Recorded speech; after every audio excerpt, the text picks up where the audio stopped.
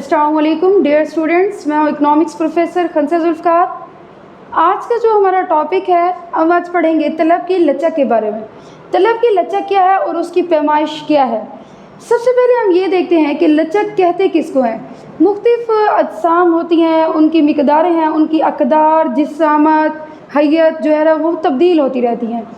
इसी तरह से जो है ना उनमें जो तब्दीलियाँ आती रहती हैं, इसकी वजह से दीगर मुतग़य्यरात में भी तब्दीलियाँ आती रहती हैं। फॉर एग्ज़ाम्पल एक रबड़ की हम एग्ज़ाम्पल लेते हैं। एक रबड़ है, अगर हम उसको खींचते हैं तो वो क्या हो जाता है, उसका साइज़ बढ़ता चला जाता है। जब हम उसको छोड़ देते हैं तो वो क्या होता है, पहले वाली हालत पर वापस आ जाता है। इट मीन्स कि रबड़ में भी क्या पाई जाती है, इलास्टिसिटी यानी कि लचक पाई जाती है।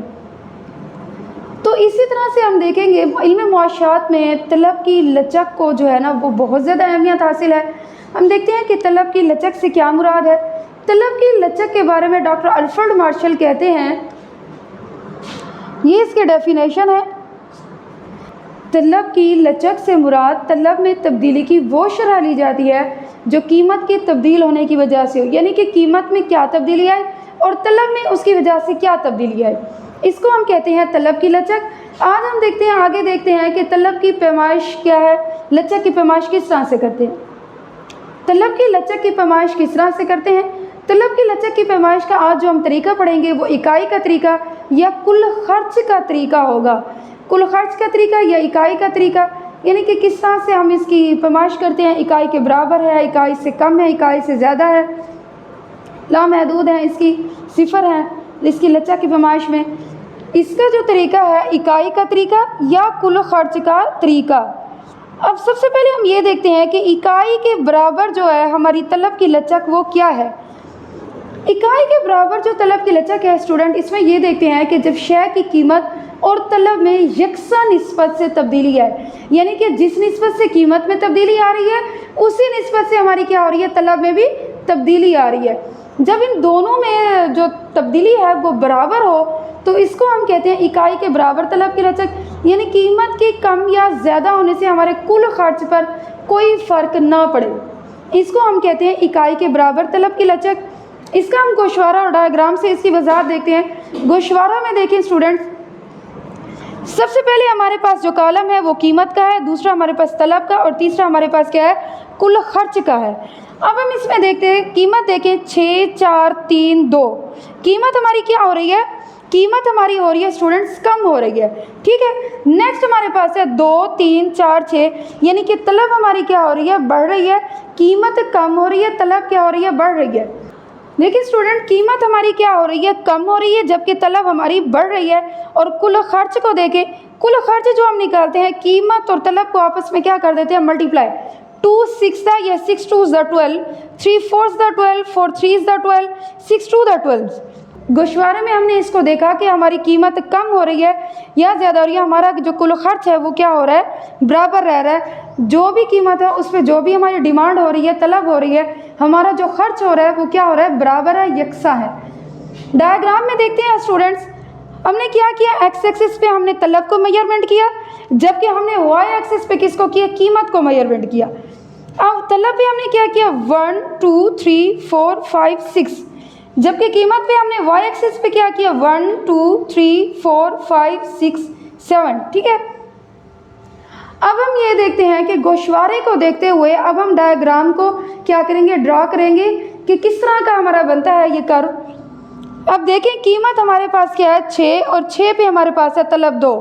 कीमत क्या हमारे पास 6, हम इसको राइट साइड पे ले गए, और तलब क्या हमारे पास 2, हमने इसको ऊपर की तरफ ड्रा किया। एक नुक्ता ये हमारे पास। नेक्स्ट वो कहते हैं कीमत 4 पे तलब क्या है 3। देखिए स्टूडेंट, कीमत 4 है, इसको राइट साइड पे ड्रा किया और हमारी तलब क्या है 3, दूसरा हमारे पास ये आ गया। नेक्स्ट वो कहते हैं कि कीमत 3 पे तलब क्या है 4। कीमत देखिए 3 है, हमने इसको राइट साइड पे ड्रा किया और तलब हमारे पास क्या है 4, इसको ऊपर की तरफ ले गए। लास्ट जो हमारे पास है कीमत 2 पे हमारी तलब क्या है 6, कीमत 2 पे हमारी तलब क्या है 6 है, 2 पे हमारे पास डिमांड क्या है 6 है। देखिए कीमत 2 है, इसको राइट साइड पे ड्रा किया, और नेक्स्ट हमारे पास क्या है 6 है, 6 को हमने क्या किया ऊपर की तरफ ड्रा कर दिया।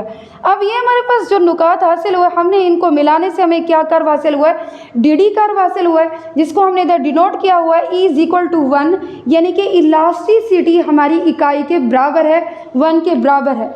नेक्स्ट हम देखते हैं कि इकाई से ज़्यादा तलब की लचक है। इस पॉइंट को देखते हैं हम लोग, इकाई से ज़्यादा तलब की लचक है। इसमें हम ये देखेंगे जब शय की कीमत में कम शरह से तब्दील हो, जब शय की कीमत जो है वो हमारी कम शरह से तब्दील हो, लेकिन जो तलब में तब्दीली है वो ज़्यादा निस्बत से है, तो हम उसको कहेंगे कि ये हमारी क्या है, इकाई से ज़्यादा तलब की लचक है।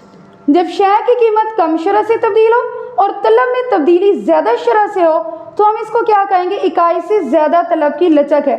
यानी कि कीमत कम होने पर कुल खर्च में इजाफा हो जाए और कीमत के ज़्यादा होने पर कुल खर्च में क्या हो जाए, कमी आ जाए। अब हम देखते हैं इसके डायग्राम के और गोशवारे के थ्रू देखते हैं। देखिए हमारे पास 3 कालम है, कीमत, तलब और कुल खर्च। सबसे पहले हमारे पास है प्राइस का कालम है, कीमत का है 654। कीमत हमारी क्या हो रही है, कम हो रही है, कीमत हमारी कम हो रही है, जबकि हमारी डिमांड क्या है 2410। डिमांड हमारी जो क्या हो रही है बेटे, बढ़ रही है, इजाफा हो रहा है। इसी तरह से कुल खर्च में हमारा क्या हो रहा है, बढ़ रहा है। हमने पढ़ा कि कीमत कम होगी तो कुल खर्च में इजाफा होगा। देखिए कीमत कम हो रही है और हमारा कुल खर्च क्या हो रहा है, बढ़ रहा है।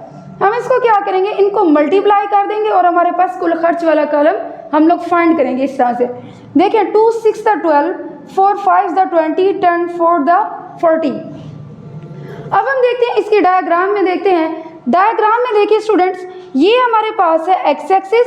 एक्स एक्सिस पे हमने किसको मैयर किया, तलब को मैयर किया, जबकि वाई एक्सिस पे हमारे पास क्या है, प्राइस है, हमारे पास कीमत है, हमने इसको मैयर किया है। इसमें भी हमने यूं ही किया है। इसका गैप जो दिया 1 2 3 4 5 6 7 8 9 10। अच्छा, इनमें जो गैप है स्टूडेंट्स, वो गैप बराबर होना चाहिए। अगर इनका जो गैप है वो बराबर नहीं होगा तो हमारी जो डायग्राम है वो सही नहीं बनेगी। इनके गैप्स में और इनके गैप्स में डायग्राम, अगर ये गैप बराबर नहीं होगा तो डायग्राम हमारी करेक्ट नहीं बनेगी। इधर भी हमने यूं किया 1 2 3 4 5 6। देखिए पहले हमारे पास है 6 पे तलब क्या, हमारे पास 2 है, 6 पे क्या है, 2 है। देखिए ये हमारे पास है प्राइस, प्राइस हमारे पास क्या है 6 है, हम इसको राइट साइड पे देखें, और 2 हमारे पास क्या है, डिमांड है, 2 को हमने ऊपर की तरफ ड्रा कर दिया है। एक नुक्ता हमारे पास ये आ गया। नेक्स्ट पे हम देखते हैं 5 पे हमारे पास क्या है, 4 है। देखें ये हमारे पास क्या है, प्राइस क्या है, हमारे पास 5 है, और 5 पे हमारे पास क्या है, 4 है, हम इसको ऊपर की तरफ ले गए, और एक हमारे पास क्या हो गया, पॉइंट ये हो गया। नेक्स्ट हमारे पास है कि 4 पे क्या है, 10 है, कीमत 4 है। देखिए कीमत हमारे पास क्या है, 4 है, कीमत हमारे पास क्या है, 4 है, और 4 पे हमारे पास है 10, डिमांड उसकी क्या है, 10 है। अब इन तीनों पॉइंट्स जो हमें हासिल हुए हैं, इनको मिलाने से हमें एक क्या हासिल हुआ है, एक कर्व हासिल हुआ है। इस कर्व में देखिए हमने इसको किसका नाम दिया है, DD कर्व का नाम दिया है, यानी कि इलास्टिसिटी इज ग्रेटर देन 1। इसमें जो हमारी इलास्टिसिटी है वो इकाई से क्या हो रही है, बढ़ रही है, क्योंकि कीमत में ज़्यादा इजाफा नहीं हुआ, लेकिन जो हमारी तलब है उसमें ज़्यादा इजाफा हुआ, वो बढ़ गई। इनकी वजाहत में, डायग्राम की वजाहत में हम यूँ लिख सकते हैं कि एक्स एक्सिस पर हमने तलब को देखा और वाई एक्सिस पर हमने क्या रखा, कीमत को रखा। अब इन दोनों को मिलाने से, गोशवारे को देखते हुए इनकी कीमत और डिमांड को देखते हुए हमने क्या किया, एक कर्व ड्रा किया जिसे हम कहते हैं DD खते तलब, और इसमें हमें अंदाज़ा हुआ कि हमारी जो तलब है वो इकाई से क्या है, हमारी ज़्यादा है। जी स्टूडेंट, इंशाल्लाह हम इसकी जो बाकी टाइप्स हैं वो हम नेक्स्ट लेक्चर में मिलेंगे। आई होप आपको समझ में आई होंगी। अल्लाह हाफिज़।